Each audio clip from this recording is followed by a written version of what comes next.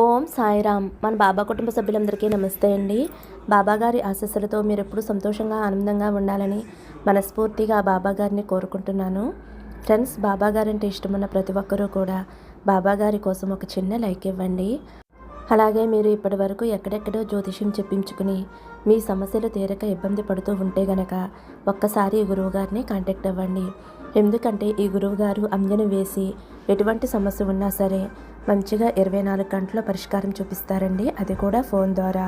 శ్రీ షిరిడి సాయిబాబా ఆశీస్సులతోటి గురూజీ సుబ్రహ్మణ్యం రాజు గారు జ్యోతిష్యం చెప్తారండి. ఫోన్ నెంబర్ వచ్చేసి 9908224144. మీ సమస్య ఏదైనా కావచ్చు. భార్యాభర్తల మధ్య సమస్యలు, ప్రేమ సమస్యలు, సంతాన సమస్యలు, విద్య, ఉద్యోగం, వ్యాపారం, స్త్రీ పురుష వశీకరణ 100% చేయబడును. మీరు ఒక్కసారి నమ్మకంతో ఈ గురువుగారిని కాంటాక్ట్ అవ్వండి. ఎన్నో సంవత్సరాల అనుభవం ఉన్న దైవిక శక్తి కలిగినటువంటి గురువుగారండి. ఈ గురువుగారి దగ్గర చూపించుకున్న వారందరికీ కూడా మంచి జరిగింది ఫ్రెండ్స్. మేము కూడా ఈ గురువుగారి దగ్గర చూపించుకున్నామండి. మేము ఎన్నో సమస్యలతోటి ఇబ్బంది పడేవాళ్ళం. ఈ గురువుగారి దగ్గర చూపించుకున్న తర్వాత మా సమస్యలకి మంచి పరిష్కారం అయితే చూపించారండి. సమస్యలు తీరాయి కాబట్టి కొంత మనశ్శాంతిగా ఉండగలుగుతున్నామండి. కాబట్టి మీరు ఏమాత్రం ఆలస్యం చేయకుండా, ఆలోచించకుండా వెంటనే ఈ గురువుగారిని సంప్రదించండి. మీ సమస్యలకి పరిష్కారం పొంది సంతోషంగా ఉండండి. ఇంక ఈరోజు వీడియోలోకి అయితే వెళ్ళిపోదామండి. మన బాబాగారి సందేశం. మన బాబాగారు ఏమంటున్నారంటే, బిడ్డ, నిన్ను మోసం చేసి పారిపోవాలి అని చూస్తున్నారంట. వారి వివరాలన్నీ కూడా ఈ చీటీలో ఉన్నాయంట. ఈ చీటీ నువ్వు తప్పకుండా తెరిచి చూడాలి, చదవాలి. వారెవరో తెలుసుకోవాలి. వారు ఏం చేయబోతున్నారో. నువ్వైతే చాలా జాగ్రత్త పడాలి తల్లి. ఈ వీడియో నీ కంట పడింది అంటే 100% ఈ వీడియో నీకోసమే. ఏమాత్రం నిర్లక్ష్యంతో పక్కకి నెట్టివేయవద్దు. అలా నెట్టివేశావు అంటే నువ్వు చాలా బాధపడవలసి వస్తుంది. ఎందుకంటే నిన్ను మోసం చేసేవారు ఎవరు? వారిని నువ్వు కనిపెట్టలేవు తల్లి. ఆ తర్వాత పూర్తిగా మునిగిపోయాక తీరిగ్గా కూర్చుని బాధపడతావట. ఎందుకు ఇంతలా చెబుతున్నాను అంటే, నువ్వు ఈ వీడియోని నిర్లక్ష్యం చేసిన, చిన్న చూపు చూసి పక్కకి నెట్టివేసిన, ఏముందిలే అని నువ్వు అనుకుంటే ఇక్కడ మారిపోయేది నిమిషాల్లో, క్షణాల్లో, గంటలు, రోజులు కాదు తల్లి. నీ జీవితంలో కొన్ని సంఘటనలు, మెలుకులు అన్నీ కూడా నీ జీవితంలో మారుతాయి. ఒక్కొక్కసారి జీవితమే తలకిందులైపోతుంది. కాబట్టి జాగ్రత్తగా నీ సాయి సందేశాన్ని ఆలకించు తల్లి. ఇప్పుడే జాగ్రత్త పడు తల్లి. లేదంటే పూర్తిగా మోసపోయే, బాధపడే అవకాశం ఉంది తల్లి అని అయితే మన బాబాగారు ఒక హెచ్చరికతో కూడిన సందేశంతో మన ముందుకైతే వచ్చారండి. అయితే ఆ చీటీలో ఏముంది, ఎవరి పేర్లు ఉన్నాయి, ఎవరు మిమ్మల్ని మోసం చేయాలి అని అనుకుంటున్నారు, ప్రతి ఒక్కటి కూడా ఈ వీడియోలో తెలుసుకుందామండి. ఈ దేశంలో ఎంతోమంది సాయి భక్తులు ఉండగా ఈ వీడియో మీ కంట పడింది అంటే కేవలం బాబాగారు మీకోసమే పంపించిన సందేశమే కదండి. కాబట్టి మీరైతే ఈ వీడియోని ఎక్కడా కూడా స్కిప్ చేయకుండా, మిస్ చేయకుండా చివరి వరకు చూసే ప్రయత్నం అయితే చేయండి. బాబాగారు ఏం చెప్పబోతున్నారో తెలుసుకోండి. బిడ్డ, నీకు ఇప్పుడు కంగారు, భయం, వణుకు అన్నీ కూడా మొదలైపోయాయి కదా. ఎందుకు బాబా, నన్ను ఎవరు మోసం చేయబోతున్నారు? నేను ఎవరికీ కూడా చెడు తలపెట్టలేదు కదా. ఎవరికీ నష్టం చేయలేదు. ఎవరిని కూడా గాయపరచలేదు. ఎవరి మనసు నొప్పించలేదు. ఎవరి దగ్గర ఉన్న డబ్బు కానీ, వస్తువు కానీ, మనశ్శాంతి కానీ నేను లాక్కోలేదు. అలాంటప్పుడు నా మీద ఎవరికి కసి ఉంటుంది? ఎవరికి కక్ష ఉంటుంది? నన్ను మోసం చెయ్యాలి అని ఎవరికి ఉంటుంది బాబా? నాకు తెలిసిన వారందరితో నేను చాలా మంచిగా ఉంటున్నాను. ఏదన్నా కావాలి అంటే సహాయం చేశాను. ఆపదలో ఉన్నప్పుడు ఆదుకున్నాను. మరి నా మీద దురుద్దేశం పెట్టుకుని ఉన్నారా? ఎవరు బాబా అని నన్ను అడుగుతున్నావు. నీ మనసులో ఈ సందేహం మొదలైంది కదమ్మా. అయితే ఇవన్నీ నీకు తెలియాలి అంటే నీ సాయి సందేశం తప్పకుండా విని తీరవలసిందేనమ్మా. ఒక వ్యక్తి ఎంత మంచిగా ఉంటారో, ఎంత ముక్కుసూటిగా ఉంటారో, ఎవరి దగ్గర కూడా చేయి చాపకుండా, వారి మంచితనంతో, వారి కష్టార్జితంతో, వారి రెక్కల మీదే బతుకుతూ ఉంటారు. అలాంటి వారికి శత్రువులు ఎక్కువ ఉంటారమ్మా. ఎందుకంటే నీకు మోసం చేయటం తెలియదు. ఒకరి దగ్గర చేయి చాపడం తెలియదు. ఒకరిని నొప్పించడం తెలియదు. ఒకరిని బాధ పెట్టడం తెలియదు. ఒకరిని మోసం చేయటం అంతకన్నా తెలియదు. నీ తెలివితేటలతోటి, నీ రెక్కల కష్టంతో, నీ శ్రమతోటి, నీ జీవితంలో నువ్వు కష్టపడి రేయింబవళ్ళు కూడా ఎదుగుతావు. తింటావో పస్తుంటావో కానీ తెలియదు కానీ పైకి మాత్రం నవ్వుతూ ఉంటావమ్మా. నీ కుటుంబంతో బాగుంటావు, నీకు తెలిసిన వారితో బాగుంటావు. ఈరోజు ఈ కష్టం వచ్చింది, ఒక 10 రూపాయలు ఇవ్వండి అని నీ కష్టాన్ని ఎవరి దగ్గర కూడా చెప్పుకోవు, ఎవరి సహాయాన్ని కోరవు. అలాంటప్పుడు ఏమవుతుంది అంటే కొందరిలో ఈర్ష్య లాంటిది మొదలవుతుంది. ఈ వ్యక్తి ఎవరి దగ్గర కూడా చేయి చాచడెందుకు, ఈ వ్యక్తి జీవితంలో ఎదిగిపోతున్నాడు, మేము కూడా తనతో పాటే జీవితం మొదలుపెట్టాము, మా జీవితం చూస్తే అల్లకల్లోలంలా ఉంది, ఎక్కడ వేసిన గొంగలి అక్కడిలానే ఉంది, మేము ఎంతో చేస్తున్నాం, ఎంతో సంపాదిస్తున్నాం, కానీ తనంత సంతోషంగా మేము ఉండలేకపోతున్నాం. తన కుటుంబంతో ఎంతో సమయాన్ని గడుపుతున్నారు, ఎంతో ఆనందంగా ఉండబోతున్నారు, మేం మాత్రం అలా ఉండలేకపోతున్నాం. సమాజంలో వారికి వచ్చిన పేరు మాకు రావటం లేదు, కానీ మేం మాత్రం జీవితం ఇద్దరం ఒకేసారి మొదలుపెట్టాము. తనలాగే నేను కష్టపడుతున్నాను, కానీ తనకు వచ్చిన గుర్తింపు లేదు, పేరు లేదు, గౌరవ మర్యాదలు లేవు నాకు అని ఒక ఈర్ష్యా ద్వేషాలైతే పుట్టుకొస్తాయి. ఎలాగైనా నిన్ను నవ్వుల పాలు చేయాలి, అల్లరి పాలు చేయాలి, నిన్ను నలుగురిలో లోకువ చేయాలి, నిన్ను దెబ్బ కొట్టాలి, నీకు మనశ్శాంతి లేకుండా చేయాలి, నీ కుటుంబాన్ని చిన్నాభిన్నం చేయాలి, నువ్వు చేస్తున్న పనుల్లో ఆటంకాలు వచ్చేలా చేయాలి, నీ ఎదుగుదల ఆపేయాలి. ఎందుకు ఇలా అనుకుంటున్నారు అంటే నీ మనసు మళ్లించాలి అని బిడ్డ. మరి నా మనసు ఎందుకు బాబా మళ్లించాలి అని అనుకుంటున్నారు? నేను ఎవరిని ఏమీ చేయలేదు కదా అనే అనుమానం నీకు వస్తే దీని వెనక ఒక కారణం ఉంది తల్లి. అది ఎవరో కూడా చెబుతాను అని చెప్పాను కదమ్మా. ఒక్కసారి నీ ఎదురుగుండా ఉన్న ఈ చీటిని చూసి కళ్ళు మూసుకుని నీ సాయి తండ్రిని తలుచుకో. సాయి వారెవరో చూపించు అని మనసులో అనుకో.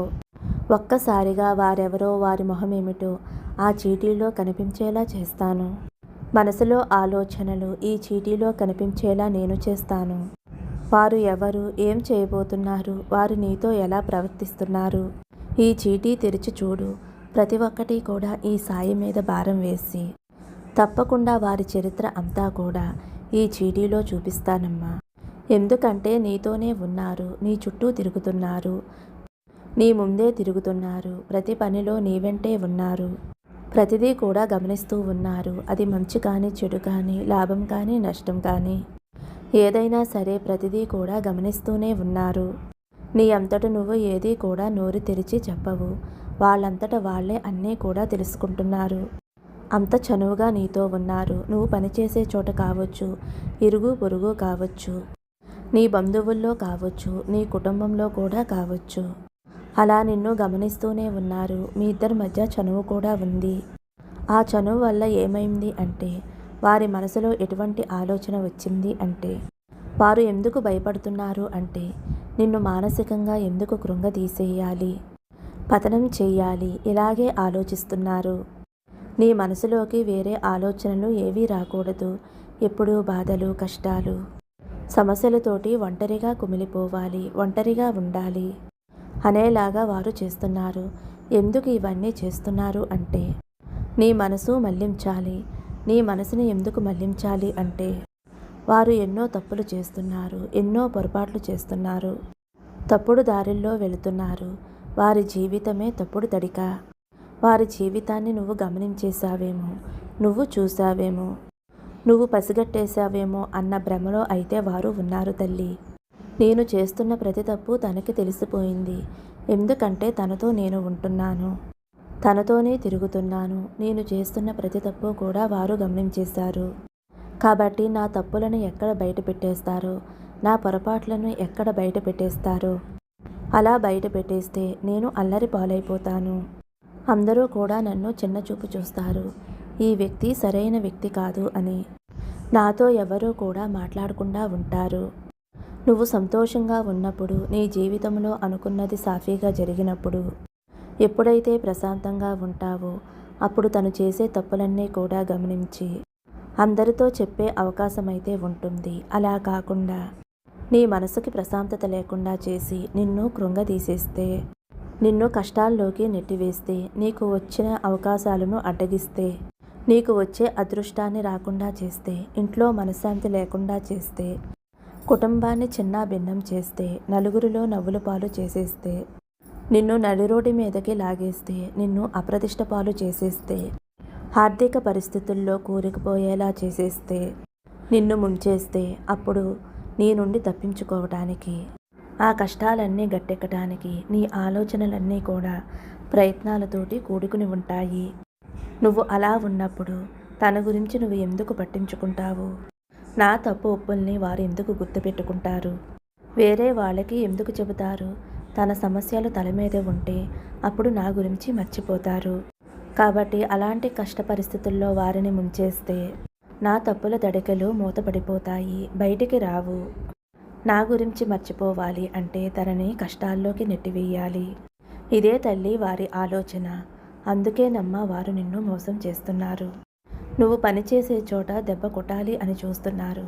నీకు వస్తున్న అవకాశాలు రానివ్వకుండా చేస్తున్నారు. అవకాశాలు లాగేసుకోవాలి అని చూస్తున్నారు. కానీ అది వారి తరం కాదమ్మా. ఎన్ని జన్మలెత్తినా అది వారి వల్ల కాదు. ఏం చేసినా మనిషి వల్ల ఏమవుతుందమ్మా? ఏం చెయ్యాలన్నా ఈ సాయి తండ్రి తలుచుకోవాలి. మంచైనా చెడైనా నీ సాయి తండ్రి అనుగ్రహంతోనే జరుగుతుంది. ఇలాంటి వాళ్ళు నీ ముందు ఎన్ని ఆటలు ఆడినా సాగుతాయా? నీ సాయి తండ్రి సాగనిస్తాడా? ఎందుకంటే తల్లి ప్రతి నిమిషమూ కూడా నీతి నిజాయితీగా ఉంటావు. ఎక్కడా కూడా కల్మషం ఉండదు. ఎక్కడా కూడా మర్మం ఉండదు. ఎక్కడా కూడా మోసం ఉండదు నీ దగ్గర. ఎవరైనా కష్టంలో ఉంటే వారిని ఆదుకుంటావు. ఆకలితో ఉన్నవారికి అన్నం పెడతావు. నీతో పాటు ఉన్న నలుగురిని పైకి తీసుకువస్తావు. అలాంటి నిన్ను దెబ్బ కొడతాను అంటే నీ సాయి తండ్రి ఒప్పుకుంటాడా తల్లి? వారి పప్పులు ఉడకనిస్తానా? వారి ఆటలు సాగనిస్తానా? వారు ఎన్ని జన్మలు ఎత్తినా కూడా వారు ఏమాత్రం నిన్ను ఏమీ చేయలేరమ్మా. ఎందుకంటే నీ సాయి తండ్రి నీతో ఉన్నాడు, నీ ఎదురుగుండా ఉన్నాడు, కొండంత అండగా నీతో ఉన్నాడు. ఇది వారికి తెలియటం లేదు. వారు సమయాన్ని వృధా చేసుకుంటున్నారు. వారు మనశ్శాంతిని పోగొట్టుకుంటున్నారు.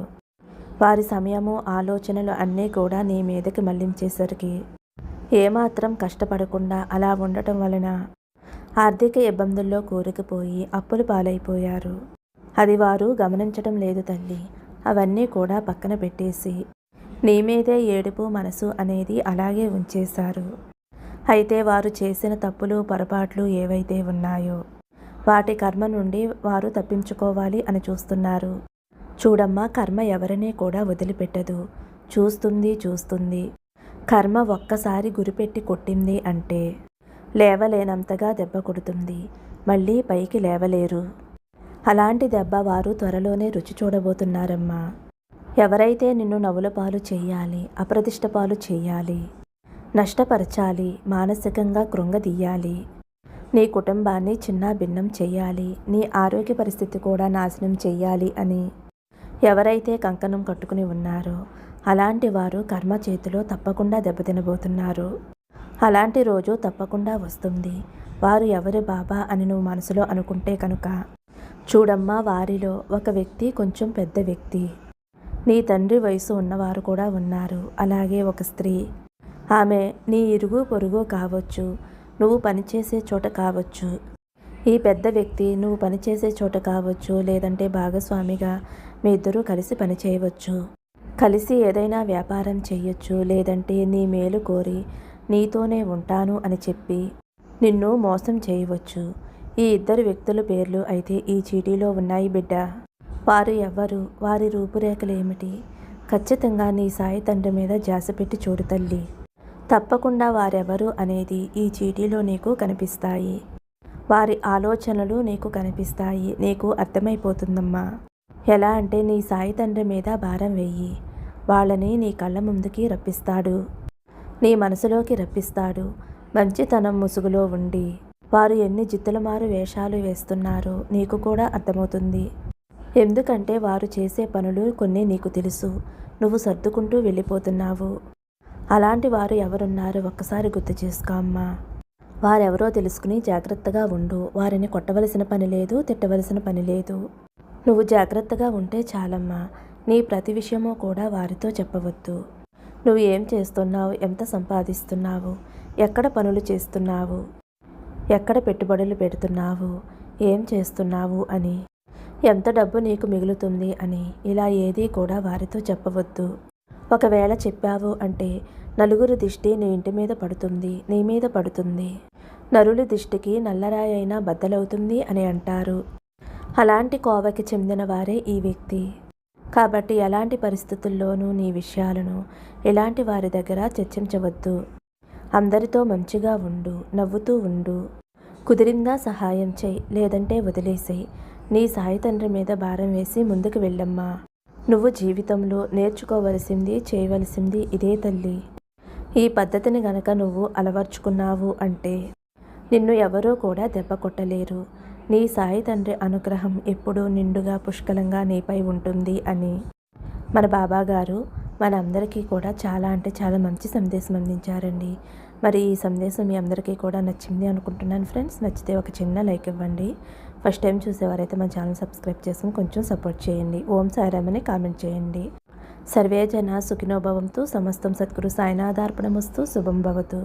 జై సాయిరామ్.